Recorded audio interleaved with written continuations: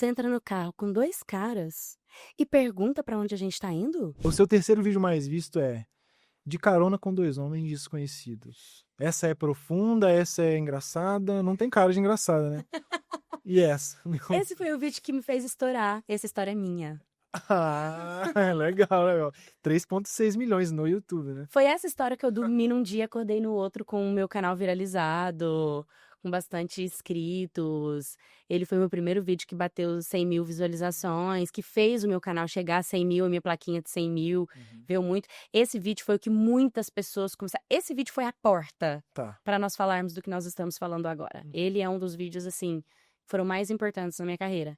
A história é minha, porque no começo eu comecei a pegar a história dos meus 2 mil inscritos. Sim, sim. Eles me mandavam, mas eu peguei histórias de pessoas próximas de mim, pedi permissão. Eu falei, prima, vó, tia.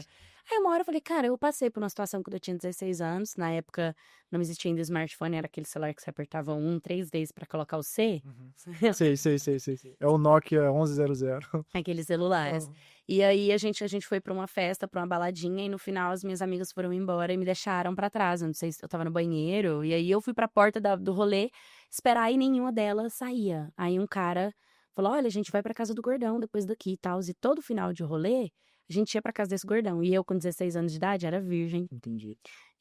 Não era de ficar enchendo a minha cara de cachaça, não era de usar drogas. Eu era muito centradinha, assim, sabe?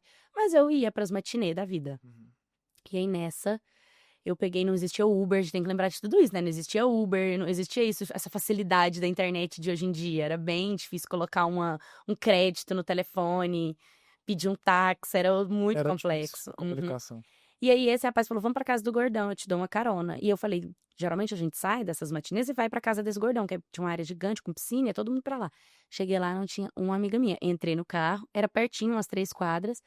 Cheguei lá, fiquei sozinha e falei, e agora como que eu vou embora? Como que eu vou embora? Isso era de madrugada, né? E aí ele me ofereceu carona. Ele falou, ó, você quer que eu te leve em casa? Eu tô vendo que você tá sozinha e tal. E eu, ai, Deus, por favor. E eu, ai, meu Deus do céu, e agora? Como é que eu vou embora? Como é que eu vou embora? Minha bateria acabando.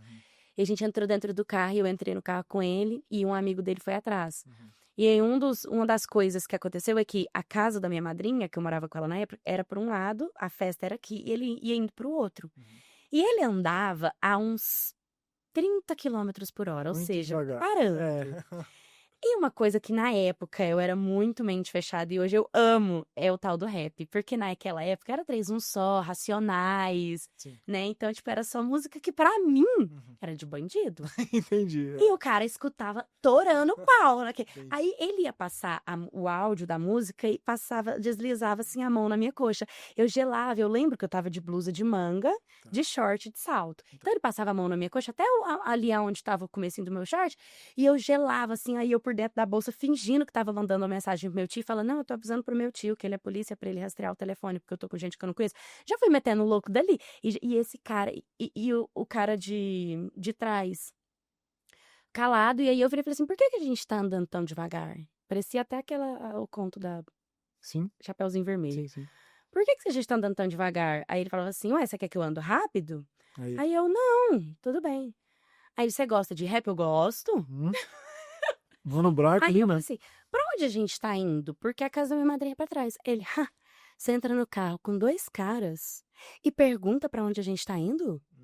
Aí e meu coração, e eu pensando assim, meu Deus, o meu pai que me deu tanta aula de educação sexual, tanto que ele já me falou como isso é possível, eu não sou nenhuma inocente, eu não sou nenhuma boba, eu sou tão esperta, por que eu tô aqui? Aí eu já comecei a pensar, ele vai me levar pra um canto, eu vou ter que morder, eu pensando, já, como que eu ia me... Como que eu ia me livrar do abuso? Eu pensei, você não tá entendendo, tanto que isso foi doente, assim. Eu entendi. Aí o cara virou e falou assim, a gente tá indo pro motel, você aguenta 2? Naquele momento, o cara que tava atrás começou a fazer carinho no meu pescoço aqui, ó. E tem um motel em Goiânia que ele chama Tainã, na Avenida Rio Verde. E aí, quando ele falou isso, foi bem na hora que ele virou e a luzinha do motel brilhava. E eu já tremia minhas pernas. E eu falei, cara, como é que ele vai entrar? Diferente de hoje em dia, naquela época, você não entrava no motel um menor de idade. Tinha que ter identificação. Ainda mais na minha cidade. Então eu falei, como é que ele vai fazer? Aí eu falei, na hora que chegar na porta, eu já vendo como que abrir a porta, se eu sair correndo, se eu ir até o quarto pra pedir socorro. Onde que eu ia pedir socorro? Então foi muito desesperador. E aí, na hora que ele virou essa ruazinha, ele parou o carro, virou pro cara de trás e falou, ô, brother, valeu. Aí ele, desculpa pela brincadeira, que o brother mora aqui em frente ao motel. Onde é que você mora? Eu vou levar você embora. Só te contar pra vocês, as minhas pernas tá tremendo. Cara, eu fiquei em choque aqui. Aí ele me levou embora, chegou, ele me pediu um beijo. Falei, beijo? Eu nunca mais quero te ver na minha vida. Eu cheguei, eu bati a porta do carro dele com tanta força, me enfiei pra dentro da casa da minha madrinha. Nunca mais vi o cara. Ele não me falou o nome dele, ele me falou só que pra eu chamar ele de carioca. Pergunta se eu fico com carioca, sou traumatizada até hoje.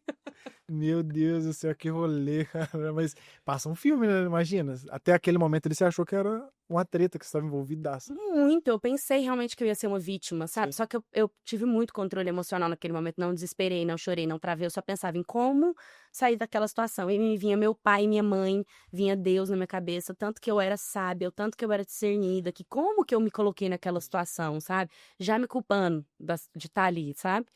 Mas aí esse vídeo fez muitas vítimas entrarem em contato, falar, ai, minha história não foi assim o final.